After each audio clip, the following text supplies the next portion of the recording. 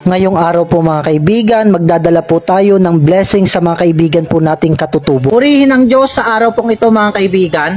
At ngayong araw tayo mamimigay ng solar sa 50 families po.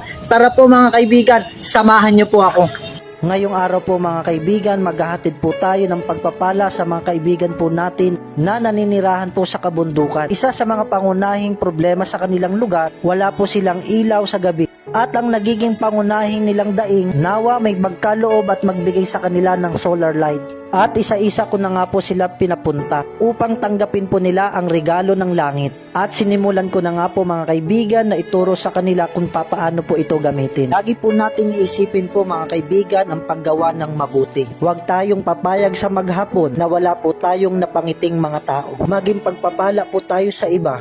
At utay-utay na nga po natin, binigyan po ang 50 pamilya. Tumanggap po sila ng solar light na may ngiti po sa kanilang mga labi. May tuwa po sa kanilang mga puso. Dahil isa sa mga problema po nila mga kaibigan at daing ay nabawasan na. Sa buhay mo